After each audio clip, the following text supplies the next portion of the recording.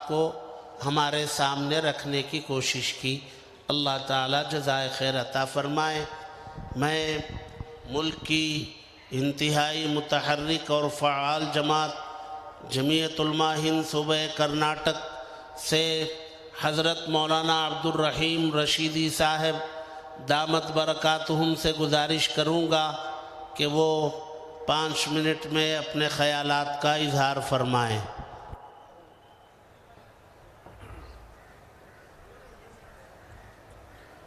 السلام علیکم ورحمۃ اللہ وبرکاتہ۔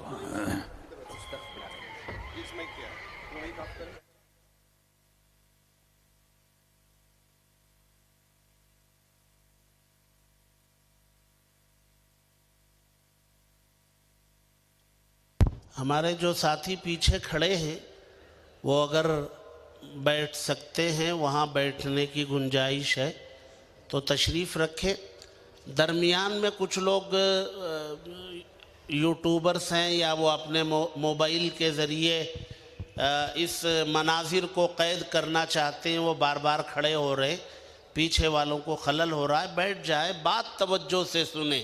یہ جو کچھ ریکارڈ ہو رہا ہے یوٹیوب پر آ جائے گا، آپ پورا پروگرام یوٹیوب پر بھی دیکھ سکتے ہیں، آن لائن بھی جاری ہے، اس لیے درمیان میں کھڑے نہ ہوں، بیٹھے رہیں۔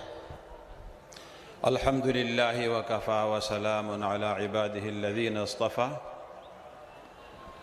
اما بعد۔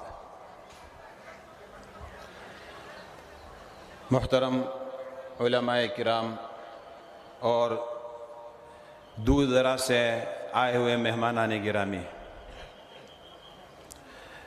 آج کی اس مجلس کے 2 عنوان ہیں، تحفظ شریعت اور تحفظ اوقاف۔ دونوں عنوان پر آپ علماء کرام کی خطابات سنیں گے۔ چونکہ اس وقت مجھے 5 منٹ میں اپنی بات مکمل کرنا ہے، اس لیے صرف تحفظ اوقاف کے عنوان پر بات کر کے میں اپنی بات ختم کروں گا۔ اوقاف کا جو قانون حکومت نے بنایا، بل بنایا اور اس کو پارلیمنٹ کے اندر پیش کیا، یہ صرف مسلمانوں کو متاثر کرنے والا نہیں بلکہ ہندوستان کے ہر ایک کو متاثر کرنے والا ہے۔ اس بات کو سمجھنے کے لیے اس سے پہلے جو قانون بنے ان کی روشنی میں سمجھنا ہوگا۔ سی اے اے اور این آر سی کے موقع پر اسی طریقے پر، اسی جگہ پر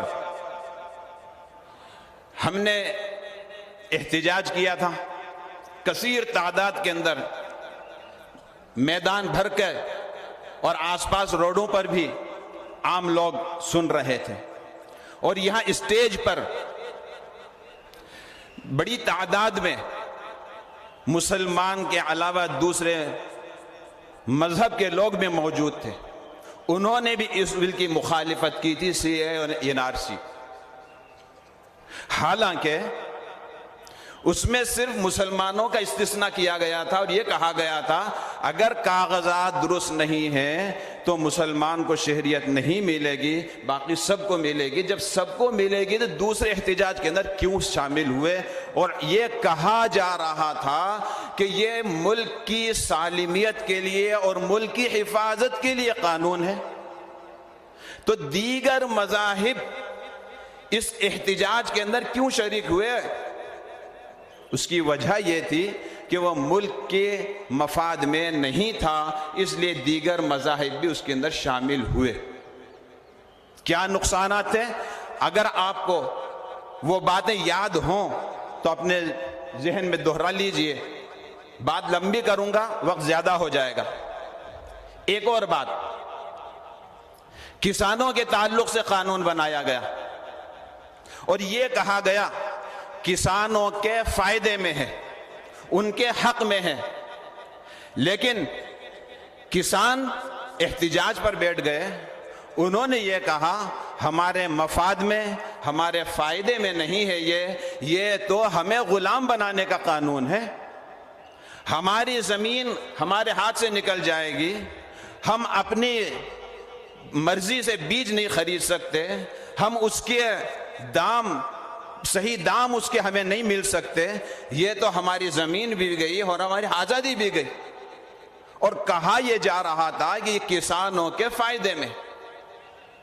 آج جو وقف بل ہے یہ اس کے تعلق سے بھی یہ تصور دیا جا رہا ہے کہ یہ مسلمانوں کے فائدے کے لیے ہے، لیکن حقیقت یہ ہے کہ یہ نام اس کا دیا جا رہا ہے مسلمانوں کے فائدے کے لیے، جس طریقے پر NRC اور CAA کے موقع پر عام لوگوں کے فائدے میں اور ملک کے فائدے کے لیے نہیں تھا، جس طریقے سے کسانوں کا بل کسانوں کے فائدے کے لیے نہیں تھا، یہ بل بھی ہمارے فائدے کے لیے نہیں ہے بلکہ ہمارے نقصان ہی کے لیے ہے، اور اس کا اثر صرف ہم پر نہیں پڑے گا۔ آج یہ پھندا ہمارے گلے میں پڑا ہے، کل سکھوں کے گلے میں پڑ سکتا ہے یہ پھندا، کل عیسائیوں کے گلے میں بھی یہ پھندا پڑ سکتا ہے، اور دوسرے لوگوں کے گلے میں یہ پھندا پڑ سکتا ہے۔ اس لیے اس بل کا اثر صرف مسلمانوں پر نہیں پڑے گا، بہت سے اوپر پڑنے والا ہے۔ پورے ہندوستان کے اندر میری یہ بات سنی جا رہی ہے، ذرا غور کریں اور اس سے اندازہ لگائیں کہ کیسا یہ خطرناک بل ہے۔ اللہ تعالی ہم سب ہندوستانیوں کو ایک ساتھ رکھے، سب سکھ، ہندو، مسلم، سکھ، عیسائی، سب کو اب تک جیسے پیار و محبت سے جیتے آ رہے ہیں ہم سب اسی طریقے پر جیتے رہیں۔ وآخر دعوانا الحمدللہ رب العالمین۔ ماشاءاللہ، بہت خوب